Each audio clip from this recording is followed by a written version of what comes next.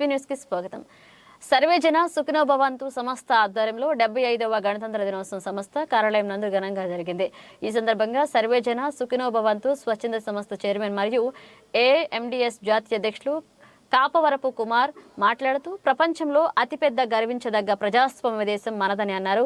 భారతదేశంలో రాజ్యాంగాన్ని ఓటు వినియోగించుకోవడంలో తప్ప ఏ విధంగా కూడా అభివృద్ధి చెందే విషయంలో రాజ్యాంగాన్ని అమలు చేయడంలో నేటి పాలకులు వ్యవహరించడం లేదని, అదేవిధంగా డాక్టర్ బిఆర్ అంబేద్కర్ సారథ్యంలో రూపొందించిన రాజ్యాంగం కూడా అతిపెద్దదని, డాక్టర్ బిఆర్ అంబేద్కర్ తెలియని ఊర్లు ఉండవని, మనం స్వేచ్ఛగా మన హక్కులను సాధించుకోగలుగుతున్నామంటే ఆయన కారణమని, దానికి గుర్తుగా ఈ రోజును జరుపుకుంటున్నామన్నారు.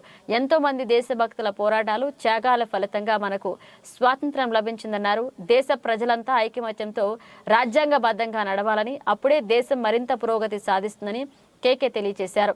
కాపవరపు కుమార కేకే ఆధ్వర్యంలో జరిగిన ఈ కార్యక్రమంలో అడబాల వీరభద్రరావు, కాటంరెడ్డి కృష్ణ, ఉప్పాడ అప్పారావు, వేలంగి సత్యబాబు, ముప్పిడి మనయ్య, మల్లవరపు రాఘవ, మడికి అశోక్ పాల్గొన్నారు. అందరికీ నమస్కారం అండి.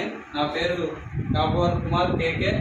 ఈరోజు సర్వేజన సుఖినో భవంతు స్వచ్ఛంద సేవా సంస్థ ఆఫీసులో, అలాగే ఏఐఎండిఎస్ ఆఫీస్ నందు గణతంత్ర దినోత్సవం 75వ గణతంత్ర దినోత్సవం కార్యక్రమాన్ని నిర్వహించడం జరిగింది. ఈ సందర్భంగా ఈ గణతంత్ర దినోత్సవం అంటే ఏదైతే రాజ్యాంగం పొందుపరుచుందో ఆ రాజ్యాంగాన్ని పూర్తిగా అమల్లోకి వచ్చిన రోజు 1950 జనవరి 26వ తారీఖున పూర్తిగా అమల్లోకి వచ్చిన రోజు. అప్పటి నుంచి స్వతంత్రంగా మన ఏదైతే రాజ్యాంగం ఉందో రాజ్యాంగం పట్ల మన భారతదేశంలో మన రాజ్యాంగాన్ని మనం నడిపించుకోవాలి, స్వేచ్ఛా భారతంలో మనం ముందుకెళ్ళాలని చెప్పేసి ఈ రాజ్యాంగాన్ని ప్రవేశపెట్టడం జరిగింది. అందులో భాగంగా ఈ గణతంత్ర దినోత్సవం అంటే ముఖ్యంగా ప్రజలు అంటే ప్రభుత్వం అంటే ప్రజలు అనే ఉద్దేశంతో ఈ గణతంత్ర దినోత్సవాన్ని మనం జరుపుకోవడం జరుగుతుంది. ఈనాడు ఈ రాజకీయ పార్టీలు ఏవైతే ఉన్నాయో ఈ రాజకీయ పార్టీలు ఓట్లకి రాజ్యాంగాన్ని పూర్తి స్థాయిలో ఉపయోగిస్తున్నారు తప్ప మిగతా ఏ ప్రజా సంక్షేమ కార్యక్రమాల్లో కూడా ఈ రాజ్యాంగాన్ని ఉపయోగించడం లేదు. ఈ విషయం ఇప్పటికైనా తెలుసుకోవాలి. గణతంత్ర దినోత్సవాన్ని మనం ఎంతో ఉత్సాహంగా జరుపుకోవాలి ప్రతి భారత పౌరుడు కూడా. ఎందుకంటే స్వేచ్ఛా భారతంలోకి మనం వచ్చిన రోజు ఇది. ఈ రోజు మనం చాలా చక్కగా జరుపుకోవాలి, ఆనందంగా జరుపుకోవాలి. ప్రతి ఒక్కరు స్వేచ్ఛ కలిగి ఉండాలి, ప్రతి ఒక్కరు అంకితభావం కలిగి ఉండాలి. ఈ సమాజం పట్ల ఒక మాట గుర్తుపెట్టుకోవాలి, నీ తల్లి మోసేది నవమాసాలేరా, ఈ తల్లి మోయాలి కడవరకురా, కట్టే కాలే వరకురా, ఆ రుణం తలకొరుతో తీరేనురా, ఈ రుణం ఈ రూపాన తీరేనురా, ఆ రూపమే జవానురా అన్న విషయంతో ప్రతి ఒక్కరు కూడా ముందుకెళ్ళాలి.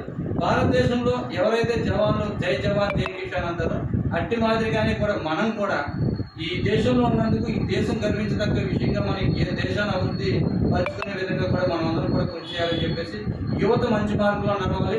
ఉమ్మడి కుటుంబం ఉంటేనే యువత కూడా మంచి మార్గంలో నడిచే అవకాశాలు ఉంటాయి. ప్రతి ఒక్కరు కూడా ఉమ్మడి కుటుంబంలో ఉంటూ పెద్దల యొక్క మంచి చెడులు తెలుసుకొని సమాజంలో ముందుకెళ్ళాలని, ఏదైతే ఈ బానిసత్వ బతుకు నుంచి బయటకు రావాలి, ఏదైతే మత్తు పానీయాలు ఉన్నాయో ఆ మత్తు పానీయాలకు దూరంగా ఉండాలి.